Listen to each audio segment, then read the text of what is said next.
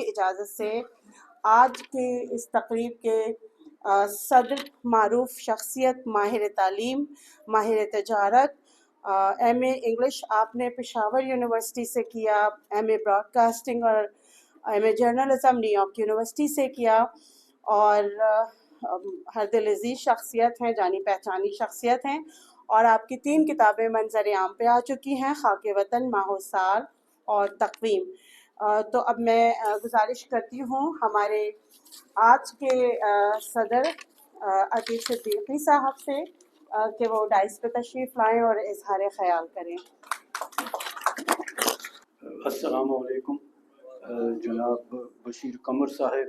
وکیل انصاری صاحب، واصف حسین واصف صاحب اور رفیع الدین راز صاحب،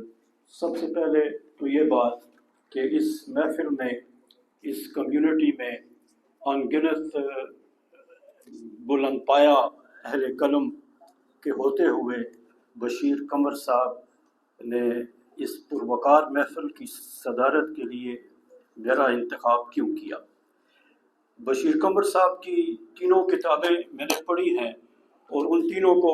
کئی بار پڑھا ہے اور ان پر لکھنے کا اور ان پر بات کرنے کا موقع بھی ملا ہے، تو اس لیے ان تینوں کتابوں کو تو میں سمجھ گیا ہوں، لیکن مجھے یہ سمجھ نہیں آئی کہ واصف حسین واصف صاحب اور رفیع الدین راز صاحب کے ہوتے ہوئے انہوں نے صدارت کے لیے مجھے کیوں منتخب کیا۔ اب ضروری نہیں کہ ہر بات سمجھ آ جائے، بعض باتوں کا حسن اسی میں ہوتا ہے کہ ان کی تفہیم نہ ہو سکے، لیکن بشیر قمر صاحب نے ارض مقدس فلسطین میں جو کچھ بھی لکھا ہے وہ اتنی وضاحت کے ساتھ اور اتنے تاریخی اور مذہبی حوالوں کی مدد سے لکھا ہے کہ ان پر کوئی اعتراض ہو بھی تو یہ نہیں کہا جا سکتا کہ ان باتوں کی تفہیم نہیں ہوئی۔ تو میرا خیال ہے کہ گفتار قمر پڑھنے کے بعد جب میں نے سنا کہ ارض مقدس فلسطین بھی آ رہی ہے تو میں سمجھ گیا کہ بشیر قمر صاحب کی اسٹریٹجی کیا ہوگی۔ بشیر قمر صاحب ایک ایسے مصنف ہیں جو اسٹریٹجک تھنکر ہیں، جو بس صرف سیاحت نہیں کرتے اور قلم اٹھا کے کوئی کتاب نہیں لکھ دیتے، بلکہ وہ اس کے اوپر پوری ایک سوچ بچار کرتے ہیں، ان کا ایک نظام فکر ہے اور ایک حکمت عملی کے تحت وہ لکھتے ہیں، اور اس کا اندازہ آپ اس سے لگا سکتے ہیں کہ ہر کتاب کا مصنف جب خود اظہار خیال کرتا ہے اپنی کتاب کے بارے میں تو وہ اسے مقدمے کا نام دیتا ہے، وہ اسے پیش لفظ کا نام دیتا ہے، وہ اسے وجہ تصنیف کا نام دیتا ہے، اور وہ اسے اور کئی نام دے دیتا ہے، لیکن بشیر قمر صاحب نے اپنے اظہار خیال کے لیے جو عنوان منتخب کیا وہ ہے اعتراف۔ اب یہ اعتراف میں جو ہے اس میں بڑی حکمت ہے۔ بشیر قمر صاحب شاید یہ سمجھتے ہیں کہ انہوں نے اس میں ایک اعتراف کیا ہے، لیکن مجھے اس میں 3 اعتراف نظر آئے ہیں، کیونکہ میں نے اس کتاب کی طرح اس اعتراف کو بھی بار بار پڑھا ہے، جو کہ اس کتاب کا حصہ دوم ہے۔ تو اس میں بشیر قمر صاحب لکھتے ہیں کہ میں خدا کی وحدانیت کا بھی قائل ہوں، اور میں یہ بھی مانتا ہوں کہ یہ خداوند پاک اس کائنات کا بلا شک غیر مالک ہیں، اور رسول اللہ صلی اللہ علیہ وآلہ وسلم آخری نبی اور رسول ہیں، اور میں موت کے بعد زندگی پر اور روز قیامت پر بھی یقین رکھتا ہوں۔ اب یہ اعتراف ہے، آخر اس کی کیا ضرورت ہے؟ ساری کمیونٹی بھی جانتی ہے اور ملک سے باہر بھی بشیر قمر صاحب کے مداح اور فینس جو ہیں وہ بھی جانتے ہیں کہ الحمدللہ باشرہ اور صوم و صلات کے پابند مسلمان ہیں بشیر قمر صاحب، تو انہیں اس اعتراف کی ضرورت کیوں درپیش آئی؟ تو اس کی وجہ یہ ہے کہ انہوں نے ایک غیر جانبدار مبصر، ایک امپارشل سیاح، ایک غیر جانبدار صحافی کے طور پہ ارض مقدس کا دورہ کیا، اس کی سیاحت کی، اور انہوں نے یہ کہہ دیا کہ میں مسلمان تو ہوں مگر یہ زمین جو ہے یہ 3 ابراہیمی مذاہب سے تعلق رکھتی ہے اور میں اس میں کسی بھی ایک مذہب کا ساتھ نہیں دوں گا اور میں جو ہے ایک غیر جانبدارانہ بات کروں گا، کیونکہ اس سرزمین پر تمام مذاہب کا دعویٰ ہے، حق ہے، اور وہ سب اس سرزمین پر لڑتے بھی رہے ہیں، ایک دوسرے کو نقصان بھی پہنچاتے رہے ہیں، قتل و غارت بھی کرتے رہے ہیں، اور جب وہ خود طاقت میں آئے تو وہ پھر اپنے حصے کا انصاف بھی سمیٹتے رہے ہیں۔ تو بشیر قمر صاحب نے ایک غیر جانبدار صحافی، ایک غیر جانبدار مورخ کے طور پر یہ کتاب لکھنے کے لیے پہلے یہ بتا دیا کہ الحمدللہ میں مسلمان ہوں، لیکن آپ مجھ سے یہ توقع نہ رکھیں کہ میں کسی ایک مذہب کا ساتھ دوں گا۔ تو دوسرا اعتراف انہوں نے یہ کیا کہ یہ سرزمین جو ہے یہ مقدس سرزمین یہ تینوں مذاہب سے تعلق رکھتی ہے اور اس پر کسی ایک کے حتمی اور آخری دعوے کو قبول نہیں کیا جا سکتا۔ اور یہ اعتراف کرنے کے بعد جو ہے تو پھر یہ آزاد ہو کر انہوں نے ایک غیر جانبدار مصنف کے طور پہ یہ کتاب لکھی۔ مجھے اس کتاب کے 2 مرتبہ بلکہ 2.5 مرتبہ پڑھنے کے دوران، 2.5 مرتبہ اس لیے کہ تیسری مرتبہ نوٹس لینے تھے، تو وہ پڑھنے کے دوران مجھے ایک اضطراب رہا، وہ یہ کہ اس میں سیاحت تو ہے اور بشیر قمر صاحب نے یہ اعتراف بھی کیا ہے کہ یہ ایک سیاحت نامہ ہے، ایک سفر نامہ ہے، لیکن مجھے ایسا نہیں لگا کیونکہ سفر نامے کے ایلیمنٹس اس میں بہت کم ہیں۔ سفر نامہ یہ وہیں پہ نظر آتا ہے جہاں پر کہ بھابی محترمہ کا ذکر ہو، جہاں پر کہ عبداللہ کا ذکر ہو، اور اس میں بھی بڑی بات تھی، بھابی محترمہ عبداللہ کو سننا چاہتی تھی اور بشیر قمر صاحب عبداللہ کو سننا نہیں چاہتے تھے، اور بس کچھ یہ بھی کشمکش تھی، لیکن کیونکہ یہ کفایت لفظی سے کام لیتے ہیں تو اس لیے بشیر قمر صاحب نے عبداللہ کے ذکر کو زیادہ طول نہیں دیا، حالانکہ بھابی اس کا ذکر سننا چاہتی تھی اور اس نے حضرت لوط کے واقعے کو بڑی تفصیل سے بیان کیا ہے۔ تو یہ مطلب ہے کہ جب یہ اس کتاب کے جو دوسرے پہلو ہیں ان میں میں نے اپنے اضطراب کا ذکر کیا، تو وہ اضطراب یہ تھا کہ مجھے بشیر قمر صاحب اس کتاب میں ایک بڑے ایک سنجیدہ مفکر اور مورخ کے طور پہ سامنے آئے ہیں، اور مجھے یہ جاننے میں اور یہ تسلیم کرنے میں دشواری درپیش رہی کہ یہ ایک سیاح ہیں یا یہ ایک سفر نامہ نگار ہیں۔ میرے خیال میں جتنی تفصیل میں اور جتنی وضاحت کے ساتھ انہوں نے مذہبی واقعات، مذہبی مقامات اور تینوں مذاہب کا ایک متوازن طریقے سے ذکر کیا ہے، تو اس سے یہ لگتا ہے کہ یہ ایک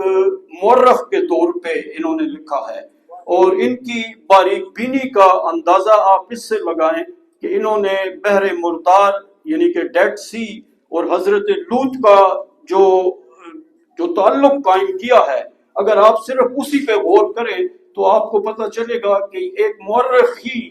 ایسا تعلق جوڑ سکتا ہے، اور ایک ایسا شخص جس نے تاریخ اور مذہب کا گہرا مطالعہ کیا ہو وہی حضرت لوط اور بحر مردار کے تعلق کو بیان کر سکتا ہے۔ تو ایک طرف تو یہ سیاح بن کے وہاں جاتے ہیں اور دوسری طرف یہ ایک مورخ بن کے ایک تاریخ بھی بیان کرتے ہیں۔ تو اب بحر مردار کا اور حضرت لوط کا تعلق یہ ہے کہ حضرت لوط جیسا کہ انہوں نے بیان کیا ہے کہ حضرت لوط ملک شام کے ایک شہر اردن میں رہ رہے تھے، اور وہاں سے اللہ تعالیٰ نے انہیں حکم دیا کہ تم فلسطین جاؤ، اور وہاں ایک قوم ہے جو کہ راہ سے بھٹک گئی ہے اور انہیں تم نیکی کا راستہ دکھاؤ۔ تو بشیر قمر صاحب لکھتے ہیں کہ حضرت لوط جو کہ ایک نبی تھے، رسول نہیں تھے، انہوں نے نبی اور رسول کے فرق کو بھی بیان کیا ہے، تو وہ وہاں پہنچ گئے اور انہوں نے اس قوم کو راہ راست پہ لانے کی کوشش کی، اللہ کا پیغام ان تک پہنچایا۔ وہ ہم جنس پرست تھے اور اللہ تعالیٰ چاہتے تھے کہ وہ راہ راست پر آ جائیں، لیکن وہ راہ راست پر نہ آئے، اور حضرت لوط کی اپنی بیوی جو تھی تو وہ بھی ان پر ایمان نہیں لائی تھی. تو وہ پھر حضرت لوط نے اللہ تعالیٰ سے کہا کہ یہ میری بات نہیں مانتے. تو اس کے بعد اللہ تعالیٰ نے وہاں 3 فرشتے بھیجے جن کا ذکر بڑی تفصیل سے بشیر قمر صاحب نے کیا ہے. تو اس کے بعد جب وہ راہ راست پر نہیں آئے تو خداوند تعالیٰ نے ان پر زرد پتھروں کی بارش کر دی، اور وہ قوم جو تھی وہ تباہ برباد ہو گئی. ان کا پورا علاقہ جو تھا وہ تباہ برباد ہو گیا. اب اور وہ زمین میں 300 میٹر نیچے جا کے وہ پورا گاؤں جو تھا وہ دفن ہو گیا. اب اس کا بحر مردار سے کیا تعلق ہے؟ تو بشیر قمر صاحب نے لکھا کہ وہ آبادی، وہ گاؤں یا وہ علاقہ جب نیچے گیا تو وہاں سے ایک چشمہ پھوٹ پڑا، وہاں سے پانی پھوٹ پڑا، اور جسے کہ بعد میں بحر مردار کہا جانے لگا. اور اسے بحر مردار اس لیے کہا جاتا ہے کہ اس میں کوئی جاندار چیز زندہ نہیں رہ سکتی. اور پھر ایک سیاح بن کے پھر انہوں نے بیان کیا ہے کہ وہ ایک ریزارٹ بن چکا ہے. ڈیڈ سی جو ہے وہ ایک ریزارٹ بن چکا ہے، اور وہاں وہ ایک تفریحی مقام ہے. اور پھر اس میں خوبی یہ بھی ہے کہ وہ اردن، اسرائیل اور فلسطین 3 ریاستوں میں، اگر فلسطین کو بھی ریاست بنا تو ان 3 میں وہ بٹا ہوا ہے. اور پھر جس طرح رفیع راز صاحب نے کہا کہ بشیر قمر صاحب لمبائی بھی بیان کرتے ہیں عمارتوں کی، اور چوڑائی بھی اور اونچائی بھی. تو انہوں نے لکھا کہ اردن میں یہ بحر مردار سطح سمندر سے 300 فٹ اونچا ہے، اور اسرائیل میں یہ سطح سمندر سے 430 فٹ نیچے ہے. تو یہ حضرت لوط اور بحر مردار کا یہ تعلق ظاہر کرتا ہے کہ بشیر قمر صاحب نے بڑی باریک بینی اور انکریزی کے ساتھ اپنے سبجیکٹ کا مطالعہ کیا ہے. اب اس کتاب کا جو 5واں باب ہے وہ نہایت دلچسپ ترین ہے، اور اس کا عنوان ہے یہودیت کی ابتدا. تو اس میں آپ کو یہودیوں کے بارے میں ایسی باتیں ملیں گی جو آپ نے پہلے کہیں پڑھی یا سنی نہیں ہوں گی، اور وہ بہت دلچسپ باتیں ہیں. اور یہودی عورت کے بارے میں کیا سوچتے ہیں، یعنی یہ کتنی دلچسپ بات ہے کہ یہودی عورت جو ہے وہ اپنے شوہر کی وفات کے بعد کسی دوسرے مرد سے شادی نہیں کر سکتی. اگر اسے کسی مرد سے شادی کی اجازت ہے تو وہ اس کے مرحوم شوہر کا بھائی ہے. تو یہ ان کا جو ہے عورت کے بارے میں ایک خیال ہے تو جو کہ عام لوگوں کو معلوم نہیں ہے. دوسری بات جو کہ بشیر قمر صاحب نے بتائی ہے وہ یہ کہ یہودی مرد جو ہیں یہ کالا کوٹ کیوں پہنتے ہیں اور یہ سیاہ لباس کیوں پہنتے ہیں. تو پھر اس کا ذکر انہوں نے ویلنگ وال یا دیوار گریا میں کیا ہے، اور کہ اس کا تعلق جو ہے انہوں نے دیوار گریا سے جوڑا ہے. یہ وہ مقام ہے جہاں سے کہ حضور پاک صلی اللہ علیہ وآلہ وسلم براق پر معراج شریف تشریف لے گئے تھے. اور مجھ سے پہلے بھی کئی مقررین یہ کہہ چکے ہیں کہ یہاں حضرت عیسیٰ مصلوب ہوئے تھے، اور یہاں یہودی کے مطابق، ان کے کتابوں کے مطابق حضرت ابراہیم نے حضرت اسماعیل کی قربانی کا انتخاب کیا تھا اس جگہ کا. تو یہ تینوں مذاہب جو ہیں اس کے لیے یہ دیوار گریا ایک نہایت ہی اہمیت رکھتی ہے. تو اسے دیوار گریا کیوں کہا جاتا ہے؟ اور تو بشیر قمر صاحب اس قسم کے سوالات اٹھاتے ہیں اور پھر ان کے جواب بھی دیتے ہیں. تو اسے دیوار گریا اس لیے کہا جاتا ہے کہ یروشلم پر، جس میں کہ بیت المقدس ہے، اس پر مسلمان، عیسائی اور یہودی 2000 سال تک ان میں جنگیں ہوتی رہی. صلاح الدین ایوبی کا نام آپ نے سنا ہوگا، انہوں نے 16 مرتبہ یروشلم پر حملہ کیا اور اس کے بعد اسے فتح کیا. اور اس سے پہلے وہ 92 سال تک جو تھا وہ یہودیوں کے قبضے میں رہا. پھر صلاح الدین ایوبی نے جب اس پر قبضہ کیا تو اس کے بعد سے لے کر 1948 تک پھر مسلمان اس پہ قابض رہے. تو اس تباہی اور بربادی کے دوران یہودیوں کے عقائد کے مطابق ایک تابوت سکینہ ہے. تابوت سکینہ میں حضرت موسیٰ کا عصا ہے اور اس میں پیغمبروں کی بڑی یادگار نشانیاں ہیں، مقدس نشانیاں ہیں. تو وہ تابوت سکینہ کہیں غائب ہو گیا اور کئی عیسائی بادشاہ ایسے آئے جنہوں نے تابوت سکینہ کو ڈھونڈنے کی کوشش کی، اور انہوں نے اس دیوار گریہ جو ہے اس کے نیچے کئی 100 میٹر وہ گئے، اور تابوت سکینہ اور حضرت موسیٰ کا عصا انہیں نہیں مل سکا۔ تو اس کی مایوسی میں، اس کے غم میں یہودی جو ہے وہ روتے ہیں اور کہتے ہیں کہ جب تک ہمیں تابوت سکینہ نہیں مل جاتا تو ہم یہ فریاد کرتے رہیں گے، ہم یہ روتے رہیں گے۔ تو اس لیے اس جگہ جو دیوار بنی اسے دیوار گریہ کہا جاتا ہے، ویلنگ وال اسے کہا جاتا ہے۔ تو بشیر قمر صاحب نے اس قسم کے سوالات اٹھائے ہیں، پھر ان کے جوابات بھی دیے ہیں، اور اسی لیے مجھے لگتا ہے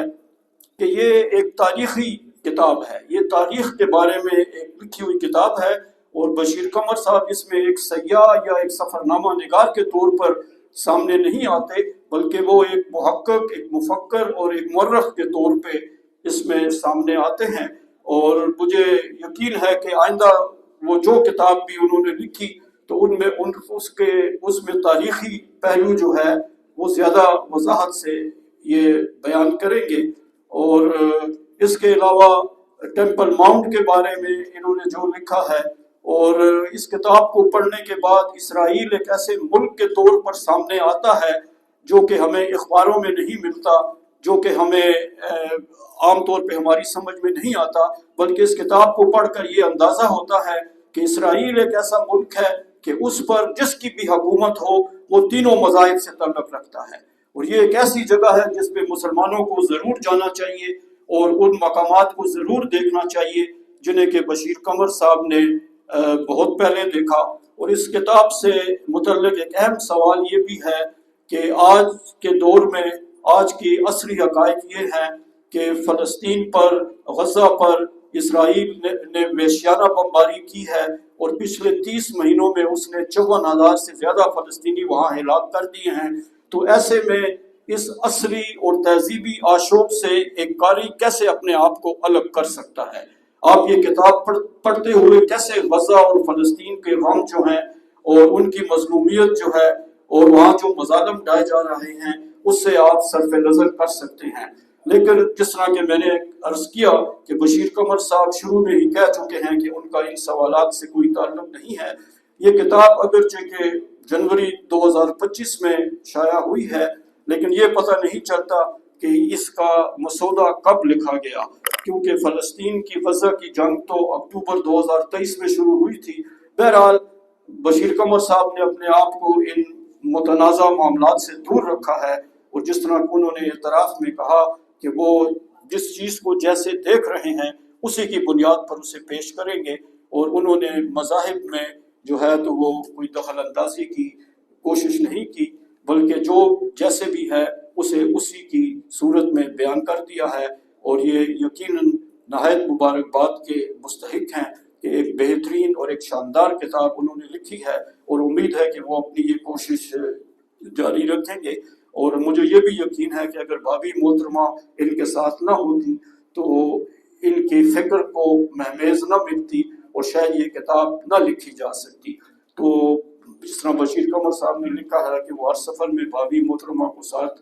رکھتے ہیں، تو ہماری دعا ہے کہ آئندہ بھی وہ سفر کرتے رہیں، بھابھی محترمہ ان کے ساتھ رہیں اور وہ کتابیں لکھتے رہیں۔ بہت شکریہ۔